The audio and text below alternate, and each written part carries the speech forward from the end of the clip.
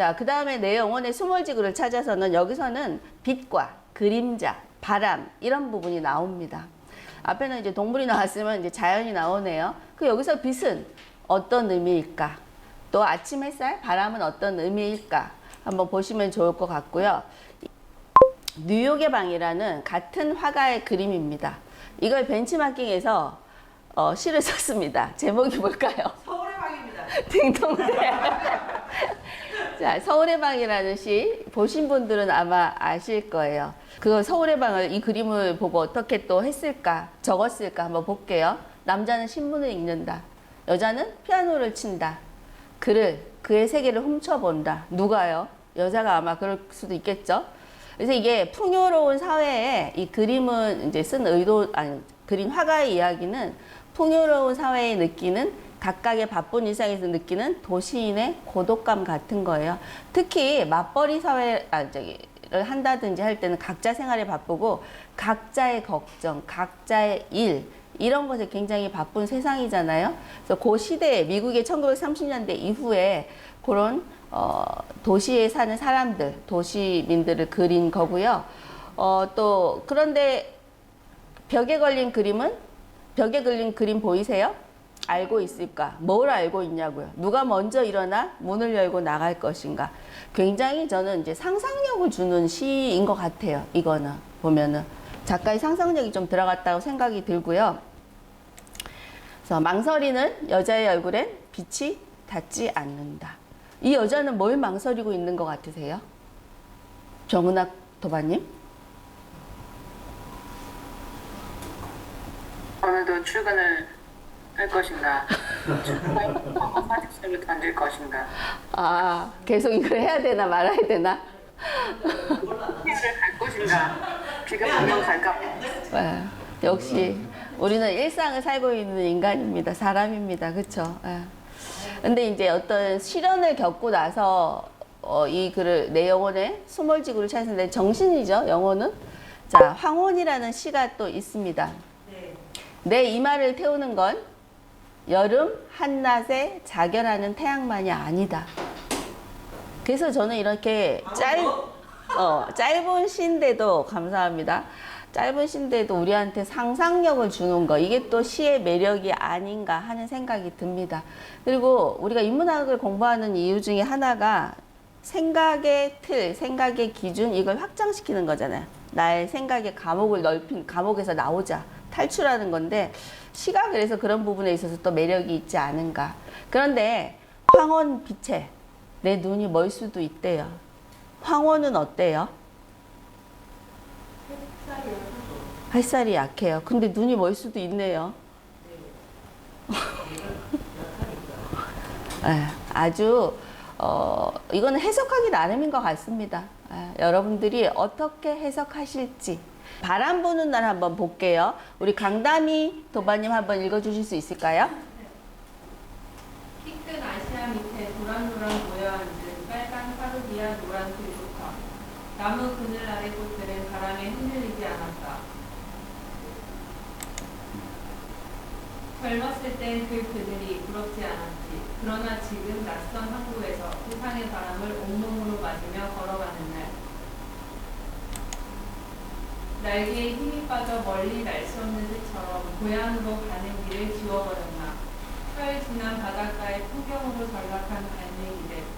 해변에 떼지어 하얀 배가죽 내놓고 우수를 말리고 있다. 네, 감사합니다. 혹시 이거 읽으시면서 어떤 느낌으로 혹시 읽으셨는지 여쭤봐도 될까요? 정말 솔직하게 말씀을 드리면 이게 도대체 무슨 말이지? 라는 생각을 하면서 저는 읽었습니다. 아, 정말 그럴 수 있을 것 같아요. 사실 그래서 시는 곱씹어야 되는 것 같아요. 하나하나, 단어 하나. 그러면서 이거 보면서 사루비아도 생각하고, 노란 들국화도 생각하고, 아카시아도 생각하고, 그리고 이게 나한테 와닿는 문구도 있고, 와닿지 않는 문구들도 있거든요. 아, 그리고 이 우수가 뭐지? 도대체? 와닿지 않는 단어들이 있거든요. 근데 그런 거에 대해서 이 사람들이 이 작가가, 이 시인이 이걸 왜 갖고 왔지? 바람 부는 날? 의미가 뭘까? 근데 이런 자리에서 그걸 같이 생각해서 참 좋은 것 같아요. 자, 근데 이 시인은요, 40대 중반 정도에 이 시를 썼거든요. 그래서 조금 그런 부분도 없지 않나 하는 생각을 저도 하고요. 그래서 그런데 바람은 저는 약간 숨구멍 같다는 생각을 했어요. 저는 개인적으로.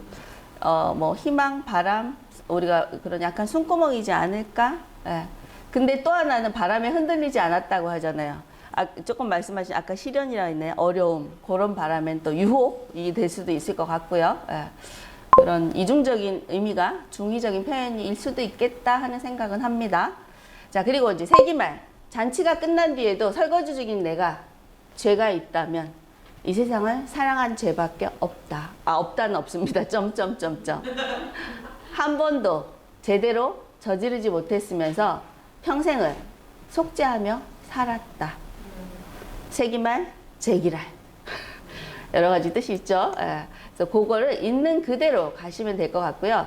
비틀거리며 가는 세기말, 제기랄이요. 제기랄이요. 였습니다.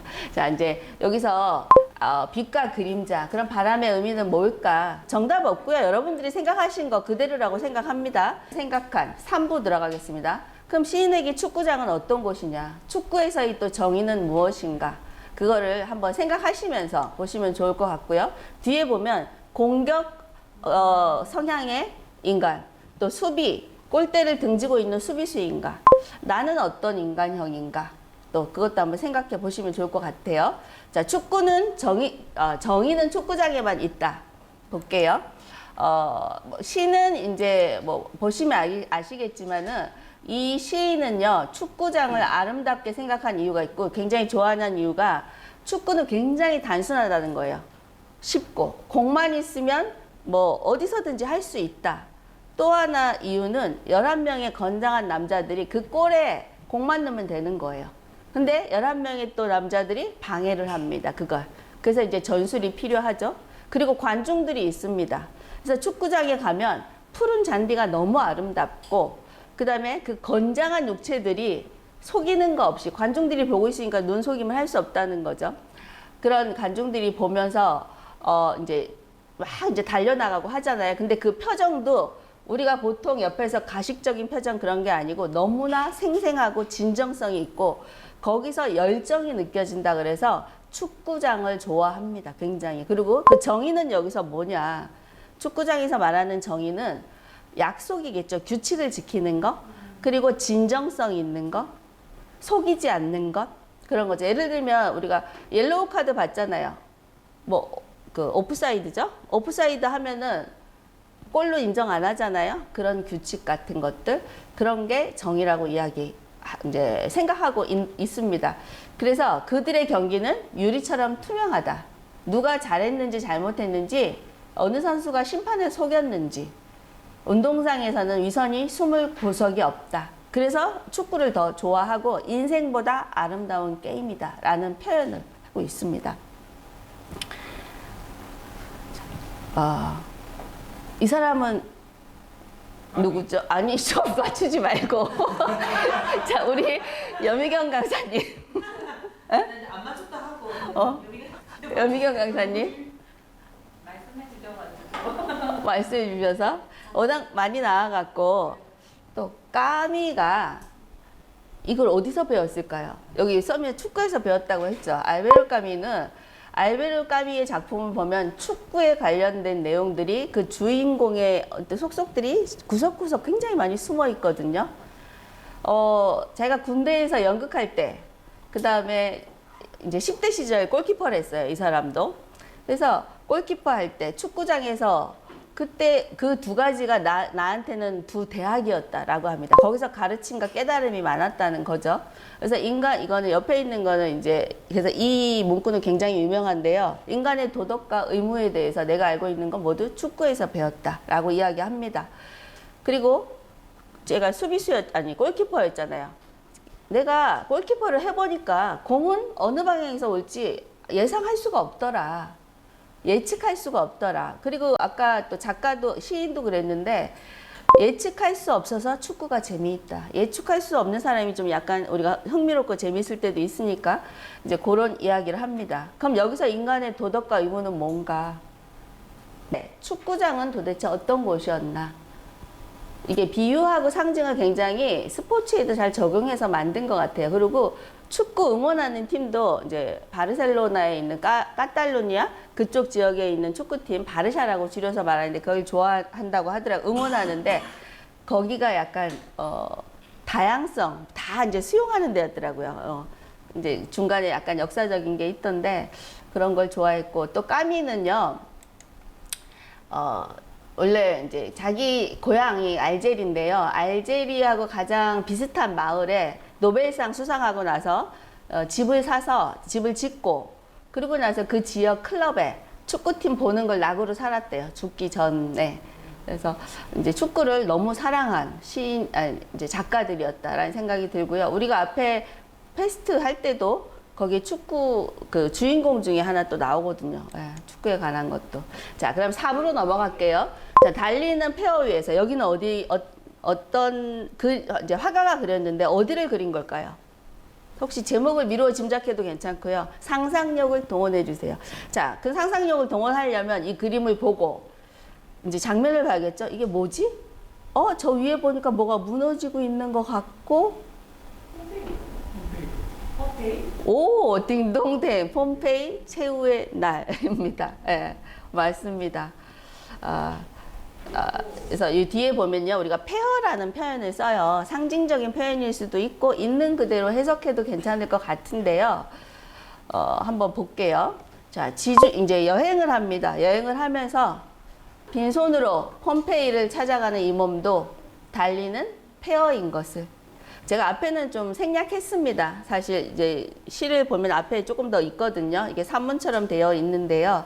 지중해의 노을을 보면서 페어인데 왜 달리죠? 사실 폼페이는 우리가 그냥 보면은 사라진 도시? 뭔가 정지된 것? 잃어버린 시간? 공간? 막 그런 느낌이 들잖아요. 그냥 한순간에 무너진 고대 로마 시대에 뭔가 번성했던 도시였어. 막 그런데 가서 그냥 남은 게 없잖아요. 근데 페어라는 거는 또 뭐예요? 페어에 왜 달린다는 표현을 썼을까 생각을 해봤거든요. 왜 달린다는 표현을 썼을까요? 거기 보면 노트르담에 오르간이 있어요. 우리는 보고 들은 만큼만 꿈꿀 수 있다. 그러니까 알지 못하는 세상은 사실 상상하지 못해요. 그래서 우리의 어휘력도요. 한계라고 표현을 할게요. 어휘력을 이제 단어를 많이 한다고 내가 어휘력이 좋다고 이야기하지는 않잖아요. 근데 예를 들어서 신문 기사에 테이퍼링, G7 이런 기사가 나왔어요. 처음 접해요. 그러면 내가 모르는 단어는 내가 알지 못하는 세상과 세계와 같다라고 합니다. 그래서 우리가 이렇게 인문학을 공부하는 같이 함께하는 여러분들은 그런 단어가 점점 많아지고 있지 않나 하는 생각도 들어요. 그래서 내가 알지 못하는 세상, 이 시를 통해서 노트르담, 폼페이도 보게 되는 것 같고 또 같이 느끼게 되는 것 같아요. 자, 그래서 여기서 보면 생유리의 반짝임을 머리로 그릴 수는 있다. 머리는 그릴 수 있어요. 그런데 그 파리에서의 마지막 밤에 내가 들었던 이 세상의 소리 같지 않게 울려 퍼지던 파이프 오르간의 신비를 어찌 짐작할까? 막 상상력이 막 동원되고요. 아, 이건 정말 남기기 그리고 어떻게 할 수가 없겠구나. 그런 생각이 드는 거예요. 자, 얼마나 많은 기도들이 이 성당의 벽에 부딪혔을까? 고딕의 벽만큼이나 오래된 고뇌들이 한순간에 환생하여 솟구치다 소멸하는 기적을. 그래서 여기 가서 이 시를 한번 읽어보거나 아니면 이걸 알고 가면 너무 재밌겠다. 우리 여행도 어디 알고 가면 훨씬 더 재밌잖아요. 그리고 우리가 한 경험의 우물 안에서만 상상하고 창조한다. 우리 생각은 다를 수도 있어요. 이 시인의 글입니다. 근데 분명한 거는 분명하다 그럴까? 제가 살아보니까 아는 만큼 보이고 상상하고 창조하게 되더라. 그건 있는 것 같아요. 그래서 그거를 우리가 그 한계를 깨부수고 하려고 도전하고 변화하려는 것 같아요. 그래서 달리는 페어에 대한 생각은 다 다르실 것 같아요.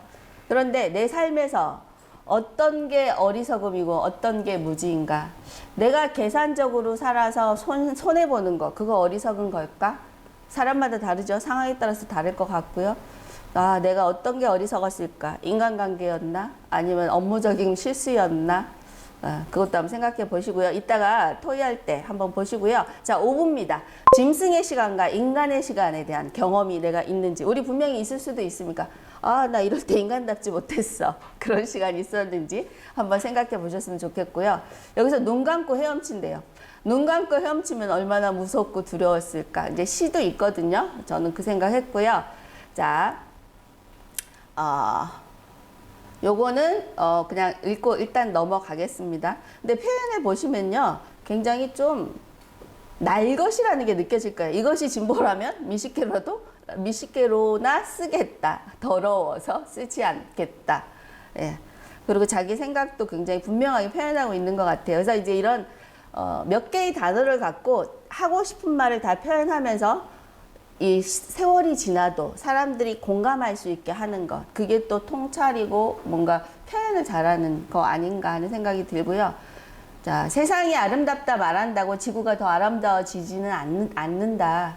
간판들로 둘러싸인 광장에서 큰 글씨로 꽃과 나무와 더불어 숲에 묻혀 사는 낭만을 예쁘게 찬미할 수 없는 나는 왜 그럴까요? 눈을 감고 헤엄치는 나의 언어들은 내시에 향수와 방부제를 뿌리지는 않겠다. 순수하고 열정 진실을 넣고 싶다는 의미로 저는 들었어요. 사실 향수와 방부제는요. 본인의 의지 같은 게 들어가 있는 것 같고요. 오부에는. 그래서 저는 인간의 시간, 짐승의 시간을요. 요거를 사례라 그럴까? 생각이 나더라고요. 인도에는 카스트 제도가 있잖아요. 법적으로 1947년에 차별금지 조항은 있지만 제도가 폐지된 건 아니다라는 이야기도 하더라고요. 그런데 이제 사는 사람들은 뭐 그런 계급 없어 하는데 일부일 수도 있겠지만 사건 사고는 지금도 뉴스에서 우리가 보도로 접하고 있죠. 근데 보면 브라만, 크샤트리아, 바이샤, 수드라 학교 다닐 때 배우셨을 건데 이런 계급들이 있는데 그 계급에조차 못 들어가는 불가촉 천민이라는 집단이라고 할까 이런 사람들이 있습니다. 태어날 때부터 아예 끼지를 못합니다. 그런데 사람들이 짐승이나 해야 될 만한 일들, 짐승보다도 더 못한 취급을 받고 살아서 이런 게 사건 사고에 많이 나오는데요. 이런 하수구 처리하는 거, 시체 처리하는 거, 화장실 치우는 거, 막 꺼리는 일들을 하는 거죠. 그래서 이제 여기에 대한 너무 핍박이 심하고 굉장히 범죄도 많았던 거예요. 그래서 그걸 줄인다고 줄이고 어떤 혜택도 조금 주고 그렇게 했는데도 아직까지도 남아있대요. 우리가 인종차별 하듯이 그 문화와 관습 속에 남아있는 것도 있죠. 그런데 이제 이게 몇 년 전에 일어났던 일인데 이제 그 불가촉 천민 여성이죠. 그쪽에 여성을 4사람이 이제 단체로 성폭행을 합니다. 4명의 남자가. 이보다 높은 계급입니다. 그랬는데 너무나 처참하게 해서 결국은 죽거든요. 그래서 이제 시위가 일어나서 아마 이건 매스컴에서 뉴스에서 좀 보셨을 거예요. 그래서 저는 이런 게 또 짐승의 시간이 아닌가. 이게 과연 인간의 시간인가. 똑같이 지금 평등을 얘기하고 세계평화를 얘기하고 유엔에서 SDGs를 얘기하고 있는 이 세상에도 불과 이게 몇 년 안 됐거든요. 이게 일어나고 있고 지금도 뭐 어디 가둬놓고 불을 지른다든지 뭐 뉴스가 굉장히 많긴 해요. 아까 손가락 보셨죠? 일하는 것도 그렇고. 그래서 이게 짐승의 시간, 인간의 시간 우리가 보이는 뉴스에서 접하는. 그리고 또 이 여배우들의 공통점은 뭘까요?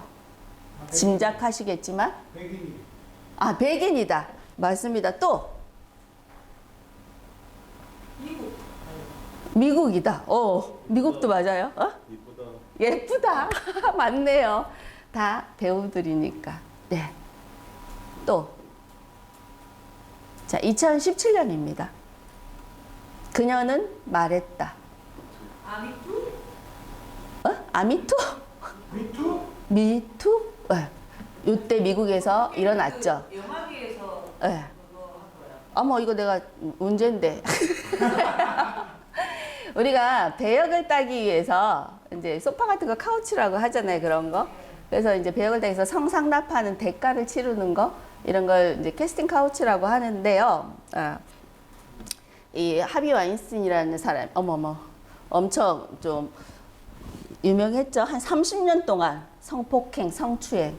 그러니까 신이라고 할 정도로 제작자로서 엄청난 권력을 가지고 있던 사람이에요. 근데 과연 그 당시에 그녀들이 말했다면 이 사람이 벌을 받았을까요? 이거 미국에서조차 그래서 이 이제 여성들이 침묵을 깬 자들이라고 해서 올해의 인물로 그 당시에 2018년에 17년 아니고 아마 18년에 받았을 거예요. 타임에서 올해 인물로 선정이 돼갖고 지금은 이 사람이 이제 징역을 받았습니다. 23년형에다가 뭐 또 추가 기소돼서 16년형 그래서 이제 105살에 뭐 출소한다고 하는데 근데 너무 많이 나쁜 행동을 너무 많이 했어요 실제로. 그리고 이 중에서 제일 먼저 보통 SNS로 퍼진 거예요. 그게 이제 미투죠. SNS로 이제 폭로하고 고발하고 했는데 이 사람이 그동안 힘으로 변호인도 쓰고 자기가 처벌을 덜 받기 위해서 엄청 힘을 썼고 거기다 협박도 많이 했고 얘 말 안 들었으니까 캐스팅 하지 마. 전부 다 연락하면 다 캐스팅 안 했던 거고 우리나라도 아마 있었죠. 그래서 자살한 배우들도 있고 이제 이 이후로 요때 우리도 이제 아까 최영미 시인의 그런 고운 괴물이라는 시가 나오면서 같이 또 막 맞불려서 불붙었었죠 그 당시에. 근데 지금은 그럼 이거 없어졌을까요? 이게 인간답지 못한 시간이 아닌가 누군가한테는 뭐 이 사람은 누구든. 근데 우리는 이렇게 큰 게 아니다 하더라도 우리는 또 100% 다 인간다운 모습인가? 나에게 짐승의 시간은 없는가? 그런 걸 또 한번 생각해 보셨으면 좋겠어서 제가 한번 생각이 나서 이건 갖고 와 봤고요. 토론 주제는 여러분들이 지금 시를 몇 개를 막 읽으셨어요, 같이. 거기서 상징과 내가 기억에 남는 상징, 비유는 뭐였다. 그리고 내가 지향하는 인간형은 뭔데 그 이유는 이거야 라고 한번 얘기해 주시면 좋을 것 같고요. 그리고 자, 지금 계급제도, 신분제도가 없어졌다고 하는데 계급은 존재한다고 생각하십니까? 그러면 만약에 있다면 지금 세상에서 계급을 만드는 거는 뭐 어떤 게 있을까요? 사례로 얘기해 주셔도 괜찮고 요소를 얘기해도 괜찮을 것 같다는 생각을 해서 요걸 토론 주제로 하고 마치려고 합니다. 사실 우리가 시를 갖고 한 적이 있었나요, 고모님? 네? 시. 시 없었죠. 그래서 제가 이 시를 어떻게 풀까 사실 고민을 했습니다. 이게 자칫 잘못하면 지루할 수 있고 그렇다고 문법으로 가기도 애매하고 제가 또 그렇게 그쪽으로 전문가도 아니고 그래서 고민을 했는데 어떻게 들으셨는지 모르겠고 어쨌든 좀 유익하고 재밌는 시간이 되셨으면 좋겠습니다. 감사합니다.